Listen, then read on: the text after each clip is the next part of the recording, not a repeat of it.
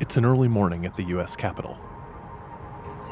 In just a few hours, the House Intelligence Committee will hold the first public impeachment hearing into President Trump. It's been 6 weeks since Democrats opened a formal impeachment inquiry. They say Trump inappropriately withheld military aid to compel Ukraine to investigate his 2020 presidential rival, former Vice President Joe Biden, and his son Hunter.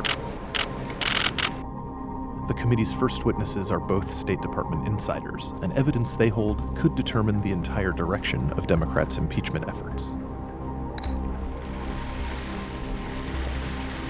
you swear or affirm that the testimony you're about to give is the truth, the whole truth, and nothing but the truth, so help you God? I do. Committee will come to order.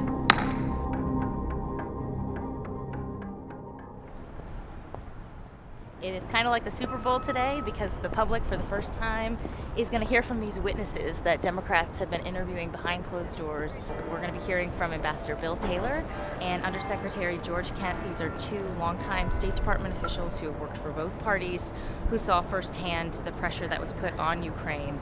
I'm going to go in and listen. I mean, even though you had 3 opportunities with President Zelensky for him to tell you, you know what? We're going to do these investigations to get the aid. Didn't tell you 3 different times. Never makes an announcement, never tweets about it, never does a CNN interview. Ambassador, you weren't on the call, were you? You didn't listen on President Trump's call and President Zelensky's call? I did not. You've never talked with Chief of Staff Mulvaney? I never did. You never met the president? That's correct. Republicans insist that witnesses coming before the committee have no first-hand knowledge of Trump's actions, a narrative the White House is likely to repeat in coming weeks. This is what I can't believe, and you're their star witness. You're their first witness.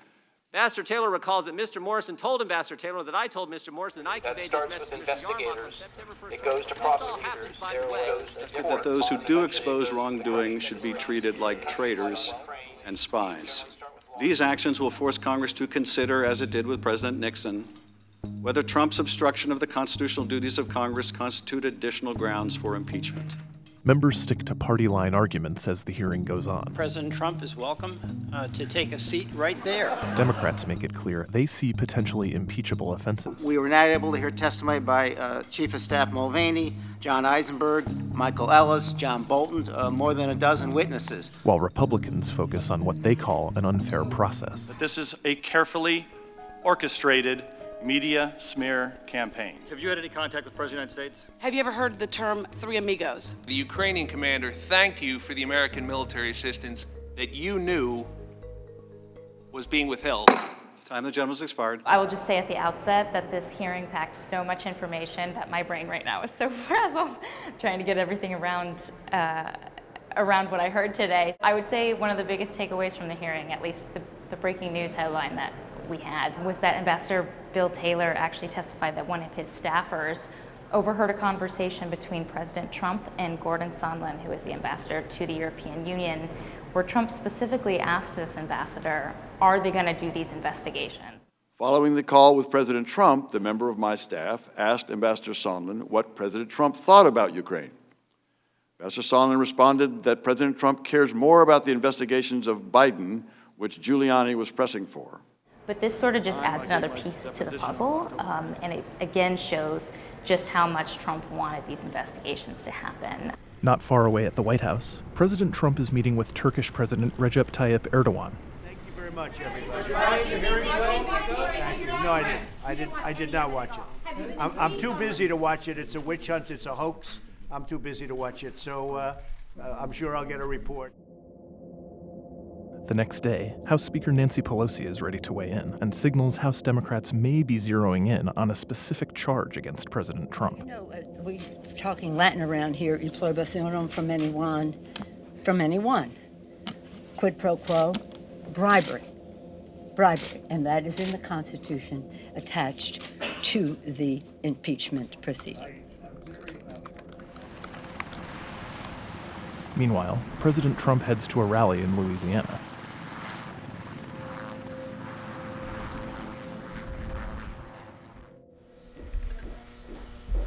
Good morning. It is day 2 of the public hearings. We've got breakfast and coffee.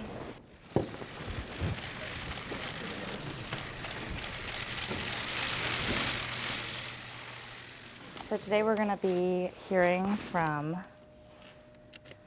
Marie Yovanovitch. She is the former ambassador to Ukraine. She's particularly interesting because she actually left Ukraine before this whole situation started, where you had the president and his allies pressuring Ukraine to investigate his political rivals. She was pushed out by Trump's personal attorney, Rudy Giuliani. And so Democrats say that she was sort of the first victim of this whole scheme to pressure Ukraine. Here we go. I do not understand Mr. Giuliani's motives for attacking me, nor can I offer an opinion on whether he believed the allegations he spread about me. What I can say is that Mr. Giuliani should have known those claims were suspect, coming as they reportedly did from individuals with questionable motives and with reason to believe that their political and financial ambitions would be stymied by our anti-corruption policy in Ukraine. It's just really interesting to see an ambassador talk about this smear campaign against her and how it totally derailed her career, and at the same time seeing the president actually go after her on Twitter. As we sit here testifying, the president is attacking you on Twitter, and I'd like to give you a chance to respond. I'll read part of one of his tweets.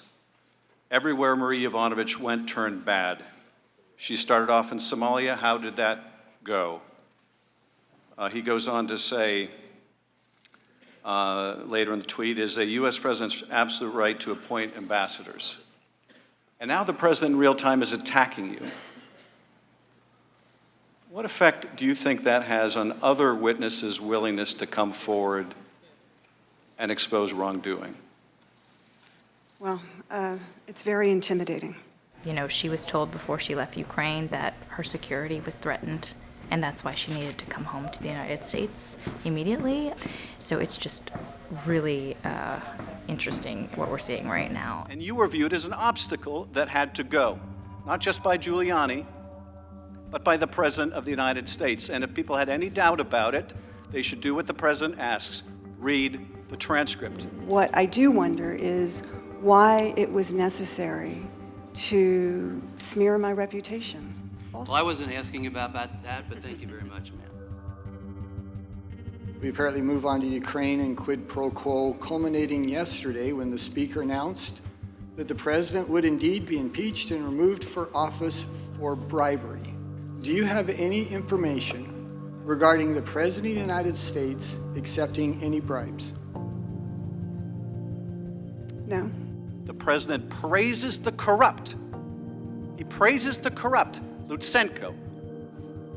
He condemns the just, you.